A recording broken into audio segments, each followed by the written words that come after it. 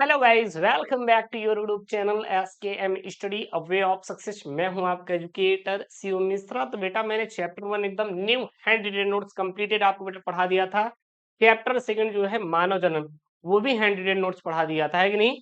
और आज हमारा चैप्टर 3 जो है बेटा जनन स्वास्थ्य, क्लास 12 बायोलॉजी का जनन स्वास्थ्य चलने वाला है। आप लोग नोट्स बना लीजिए, मान लीजिए नहीं बना पा रहे हैं कोई बात नहीं। आप टेलीग्राम चैनल है, ध्यान देना बेटा, टेलीग्राम चैनल है, क्या नाम है, एसकेएम स्टडी। ऐप पर भी अवेलेबल है और एसकेएम स्टडी जाइए ज्वाइन कर लीजिएगा और ऐप डाउनलोड कर लीजिए, वहां से भी आपको पूरे पीडीएफ मिल जाएंगे, ठीक है ना। तो आज हमारा बेटा जनन स्वास्थ्य है, जो कि हमारा चैप्टर 3 वन शॉट पूरा पढ़ाने वाले हैं। सो प्लीज यार, आपसे रिक्वेस्ट है कि वीडियो को लाइक करिएगा, शेयर करिएगा अपने दोस्तों के साथ। अच्छा, इसके पीछे बेटा योगदान लोगों का होता है, ऐसा नहीं है कि गाइडेंस हमारा रहता है, कई कंटेंट तैयार होते हैं, फिर राइटर बैठते हैं, बहुत सारी चीजें होती हैं। तो जो पहला नोट्स तैयार हुआ था, जो कि कई वर्षों तक चला, तो रिमझिम एक स्टूडेंट है, उन्होंने उनके पीछे योगदान था। और ये वाला जो है भाई रिया है, उनका योगदान है पूरा। उन लोगों का बहुत बड़ा योगदान होता है आपके पीछे तैयार करना, कंटेंट तैयार करना, चीज़ों को बहुत बेहतर तरीके से बनाना। वो ओरिएंटेड हम कंटेंट लेकर आते हैं जो डायरेक्ट बोर्ड एग्जाम में आए, डायरेक्ट आपके एनसीईआरटी पैटर्न पर हो। देखिएगा, हमें पीएचडी तो करना नहीं है। अगर आपको लगता है कि सर हमें पीएचडी करना है, तो बेटा हमें पीएचडी नहीं करनी। हमें केवल वही पढ़ना है जो हमारे बोर्ड के लिए हो, हमारे बोर्ड में आए और मोर देन सफिशियंट हो, ठीक है ना। उतना ही कर लेंगे, हो जाएगा। पूरा कंप्लीट वीडियो बेटा आपको प्लेलिस्ट मिल जाएगा, कोर्सेज का ऑप्शन है, जाके वहां से पढ़ लीजिएगा। बाकी हम आपको पढ़ा ही रहे हैं। चलिए बेटा, जनन स्वास्थ्य है। अच्छा, जनन स्वास्थ्य होता क्या है, किसे कहते हैं जनन स्वास्थ्य, इसकी कुछ परिभाषाएं हैं जो कि डब्ल्यूएचओ के अनुसार, वर्ल्ड हेल्थ ऑर्गेनाइजेशन के अनुसार, यानी कि विश्व स्वास्थ्य संगठन के अनुसार, तो डब्ल्यूएचओ के अनुसार जनन स्वास्थ्य का अर्थ है जनन के सभी पहलुओं, जैसे शारीरिक, भावनात्मक, व्यवहारात्मक तथा सामाजिक आदि की सकुशल सभ्यता स्थिति को ही बेटा क्या कहते हैं, जनन स्वास्थ्य कहते हैं। जनन स्वास्थ्य का मतलब ये नहीं है कि आप बच्चे पैदा कर रहे हैं तो आप स्वस्थ हैं। अगर आपका बेटा सोच सही नहीं है तब भी आप स्वस्थ नहीं हैं। आपका समाज में सही नहीं है नजरिया, अगर आप विवाद करते हैं, झगड़ा लड़ाई करते हैं, तब भी आप, डब्ल्यूएचओ कहता है कि आप स्वस्थ नहीं है। स्वास्थ्य का मतलब होता है बेटा आपका शारीरिक, भावात्मक, व्यवहारात्मक, सामाजिक सभी प्रकार से आप क्या रहे, सही रहे, स्वास्थ्य कहलाता है। 7 अप्रैल को विश्व स्वास्थ्य दिवस और 11 जुलाई को बेटा विश्व स्वास्थ्य जनसंख्या दिवस मनाया जाता है। और आज हमारा बेटा है 11 जुलाई। हाँ, तो बेटा आज हमारा क्या है, 11 जुलाई है। और आज मनाया जा रहा है क्या बेटा, जनसंख्या दिवस। मतलब देखिएगा कितना अच्छा। हाँ? जिस दिन भाई साहब जनसंख्या दिवस है, उसी दिन बताएंगे बेटा कि आप जनसंख्या वृद्धि को कैसे रोकेंगे, है कि नहीं। वृद्धि तो करते जा रहे हैं। मोदी जी ने दिया, अपने प्रधानमंत्री जी ने नारा, हम दो हमारे दो, लेकिन हम दो हमारे 10 का नारा आप लोग लगा रहे हैं, भैया, है कि नहीं। कोई ना, देखते बेटा। तो आज हम आपको सिखाएंगे कि आप जनसंख्या वृद्धि पर कैसे कंट्रोल करेंगे, क्योंकि है बेटा हमारा क्या, आज 11 जुलाई जनसंख्या दिवस है भैया, है कि नहीं। चलेगा, यहाँ पे बेटा क्या, जनसंख्या स्वास्थ्य संबंधित समस्याएं। अच्छा, ऐसी कौन कौन सी हैं जो कि जनसंख्या संबंधित समस्याएं होती हैं, ठीक है ना। निम्नलिखित कारणों से जनसंख्या समस्याएं, मतलब कि जनन स्वास्थ्य समस्याएं बेटा होती हैं। सबसे पहला बेटा बाल विवाह, छोटी उम्र में ही शादी हो जाने से भी जनसंख्या, सॉरी, जनन संबंधित, स्वास्थ्य संबंधित हमारे आते हैं। कम उम्र में ही बार बार गर्भाशय, हाँ, प्रसवोत्तर देखभाल में कमी, मतलब कि जब प्रसव के दौरान देखभाल में कमी, जिसके द्वारा स्वास्थ्य में क्या आती है, समस्याएं आती है, जनन स्वास्थ्य में समस्याएं आती हैं। जननांगों की अस्वच्छता के कारण, मतलब सफाई पर ध्यान ना देना, है कि नहीं। शिशु मृत्यु दर, मातृ मृत्यु दर की का अधिक होना,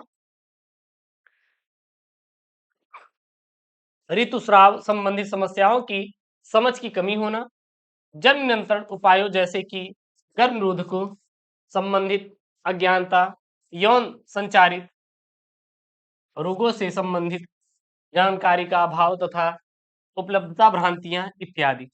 से क्या होता है बेटा, जन स्वास्थ्य रोग होता है।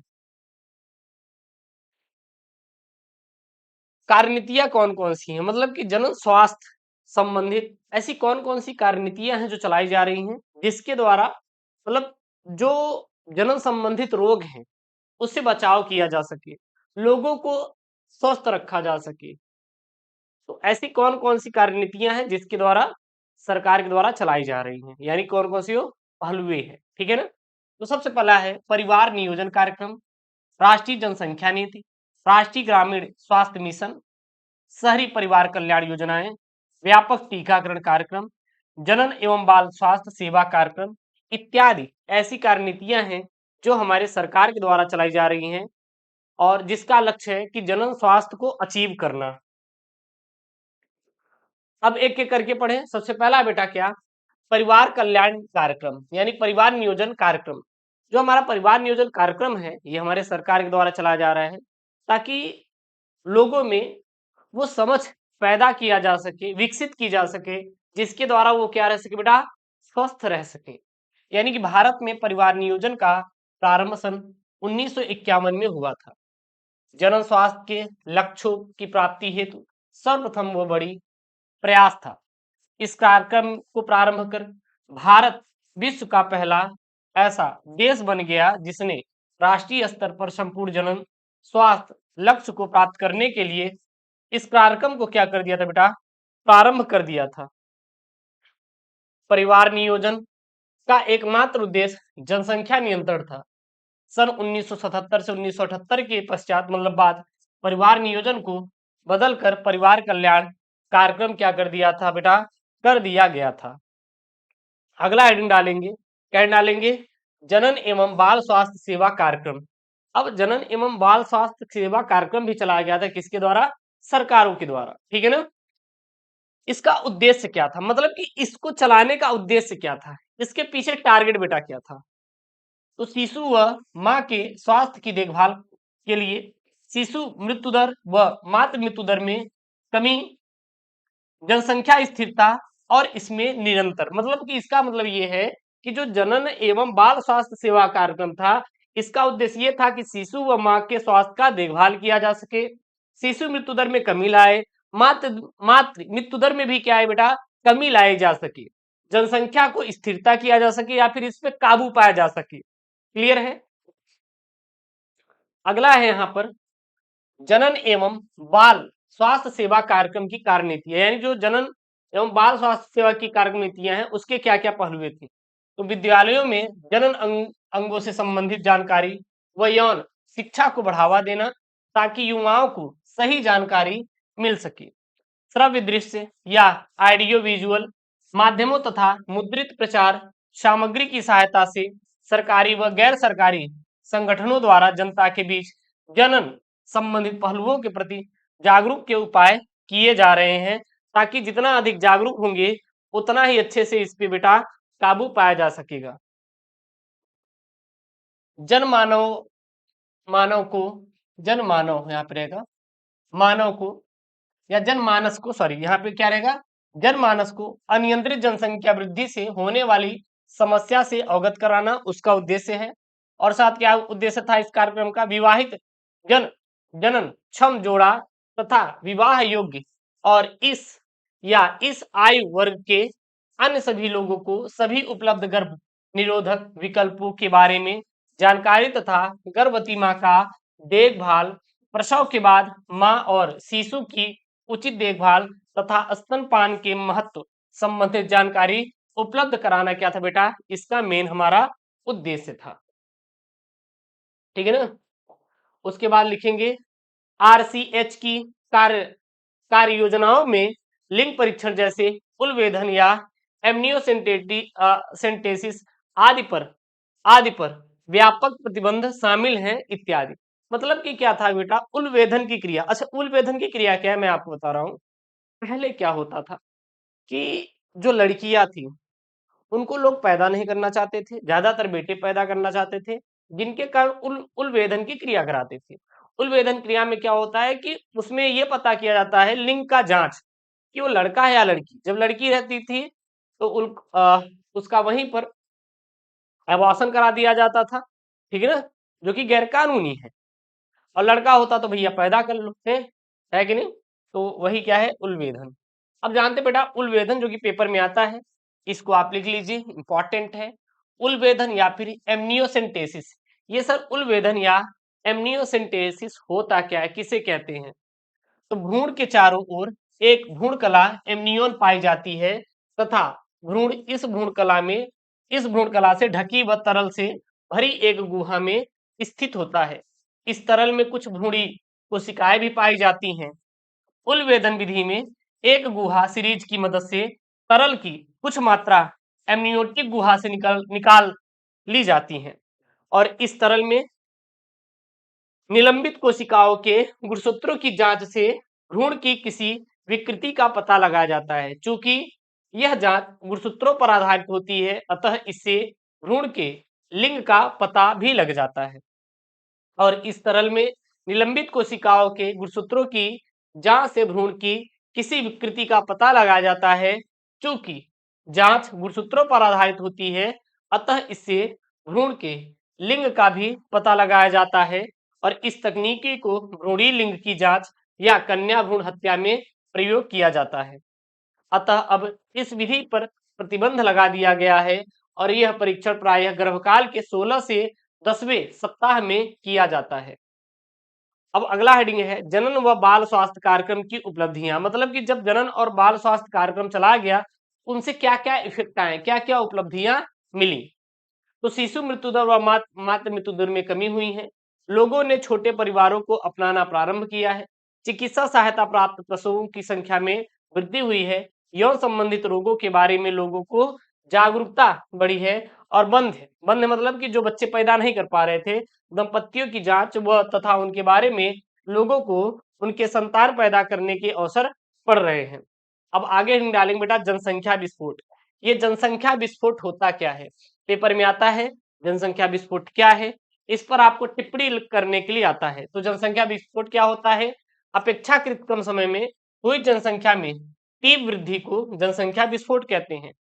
हमारे देश की जनसंख्या स्वतंत्रता के समय लगभग 40 करोड़ थी तथा यह बढ़कर सन 1981 में लगभग 70 करोड़ हो गई और 2011 में हुई जनगणना के अनुसार 2011 में भारत की जनसंख्या 121 करोड़ हो गई, लगभग 125 करोड़। और विश्व भर में भारत चीन के बाद जनसंख्या में दूसरे स्थान पर है। लेकिन अब जो इस समय जनगणना हो रही है उसमें ये पता चल रहा है बेटा ये प्रथम स्थान पे है। जनसंख्या विस्फोट के कारण क्या क्या है, क्या क्या कारण है। तो मृत्यु दर में आय निरंतर कमी के कारण, मातृ मृत्यु दर में कमी के कारण, शिशु मृत्यु दर में कमी के कारण और जनन आयु वाले व्यक्तियों की जनसंख्या में वृद्धि के कारण हमारे जनसंख्या विस्फोट हुआ, मतलब जनसंख्या में वृद्धि हुई है। जनसंख्या विस्फोट के क्या क्या दुष्परिणाम है। पहली बात तो शिक्षा व्यवस्था की समस्या आ जाएगी। मान लीजिए पहले जो स्कूल में 10 बच्चे पढ़ा करते थे, आज उसी स्कूल में 100 बच्चे हैं और उनके पीछे टीचर एक है, तो कहीं ना कहीं समस्या ही आएगी। रोजगार में समस्या आएगी। पहले एक नौकरी पे 1 लोग हुआ करते थे, आज उस पे 10 लोग हैं। निर्धनता, खाद्यान्न आपूर्ति की समस्या, स्वास्थ्य एवं चिकित्सा सेवा समस्या आएंगी। जनसंख्या वृद्धि के क्या क्या उपाय हैं, मतलब जनसंख्या वृद्धि नियंत्रण के बेटा क्या क्या ऐसे ऐसे मेथड हैं जिससे जनसंख्या पर काबू पाया जा सके। तो जनसंख्या नियंत्रण का सर्वाधिक प्रभावी तरीका है गर्भ निरोधकों का प्रचार प्रसार करना, छोटे परिवारों वाले दंपतियों को प्रोत्साहन देना और शिक्षा की व्यवस्था करना, साथ ही साथ परिवार कल्याण संबंधित कार्यों कार्यक्रमों को बढ़ावा देकर हम लोग इस पे जो है हम लोग क्या पा सकते हैं, नियंत्रण पा सकते हैं। जैसे गर्भ निरोधकों का प्रयोग करके। अब ये गर्भ निरोधक होते क्या है, तो एक उत्तम गर्भ निरोधक में निम्नलिखित गुण होना चाहिए। गर्भ निरोधक का काम होता है कि जो महिला है उसको प्रेग्नेंट ना होने देना। क्लियर है। यह पूर्ण रूप से कारगर होना चाहिए, मतलब वर्किंग होना चाहिए। यह इसका प्रयोग सरल होना चाहिए, इसका कोई दुष्प्रभाव नहीं होना चाहिए और यह आसानी से उपलब्ध होने वाला होना चाहिए ताकि लोग इसको बाई करके खरीद करके गर्भ धारण को रोक सके, है कि नहीं।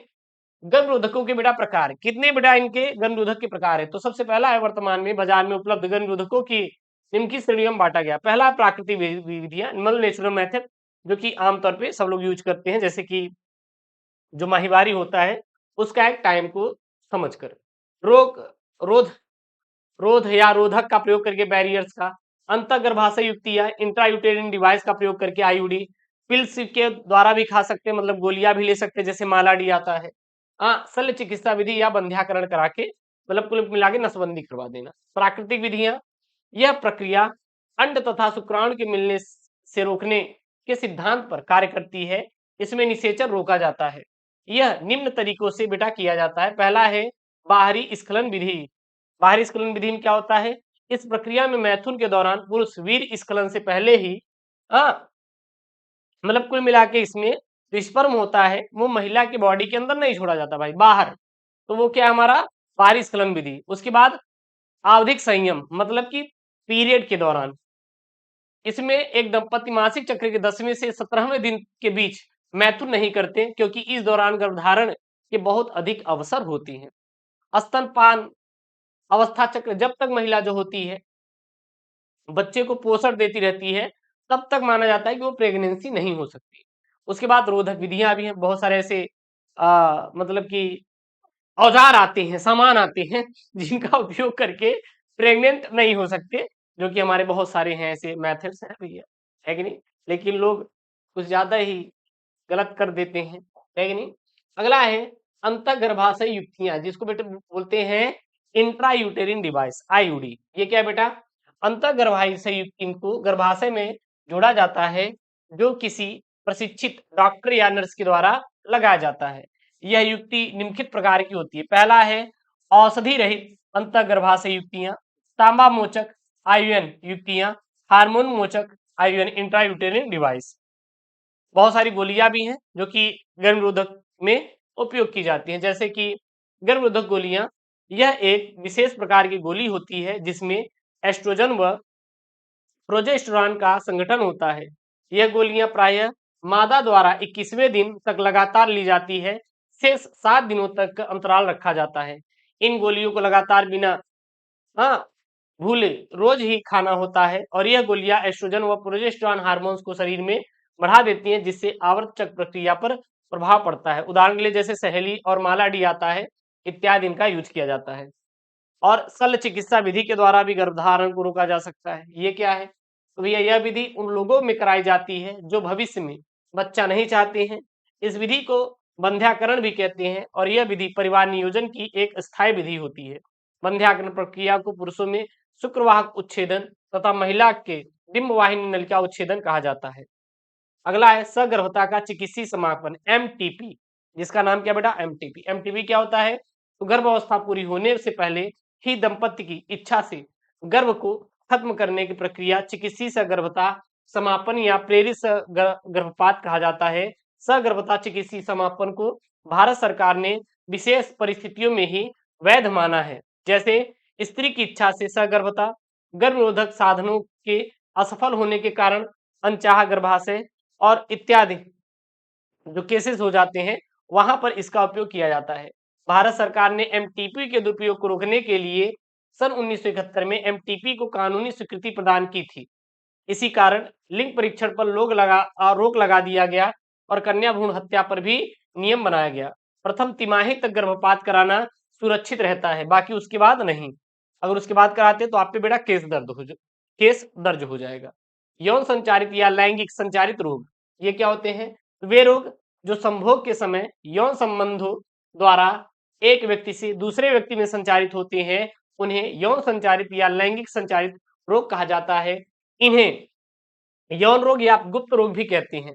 ये कई प्रकार के द्वारा होते हैं, जैसे जीवाणु द्वारा, जिसको एसटीडी कहते हैं। पहला है सुजाग, तो यह रोग जीवाणु द्वारा होता है। सुजाग रोग नाइसेरिया गोनेरिया नामक जीवाणु से होता है। इसके लक्षण क्या क्या? जैसे मूत्र त्याग के समय जलन होना इत्यादि इसके लक्षण होते हैं। सिफिलिस रोग भी होता है। सिफिलिस क्या होता है? तो सिफिलिस यौन संचारित रोग होता है। सिफिलिस रोग टूपोनेमा पेलिडम जीवाणु द्वारा होता है। इसका लक्षण क्या होता है? जननांगों पर घाव होना। विषाणु द्वारा रोग कौन कौन से होते हैं? जैसे एड्स, एचआईवी। तो एड्स विषाणु द्वारा होता है, और एड्स रोग प्रतिरक्षा तंत्र को कम कर देता है। एड्स एचआईवी नामक विषाणु से होता है, और इसका लक्षण क्या है? निरंतर ज्वर, मांसपेशियों में दर्द होना। दूसरा है हेपेटाइटिस। हेपेटाइटिस क्या होता है? तो यह भी एक विषाणु जनित रोग होता है, और यह रोग एचबीवी विषाणु द्वारा होता है। इसका लक्षण क्या बेटा? पेट दर्द, जी मचलाना इत्यादि इसके क्या लक्षण है। तीसरा है जेनिटल वार्ट, ये क्या होता है? तो यह रोग ह्यूमन पोपिलोमा वायरस द्वारा होता है।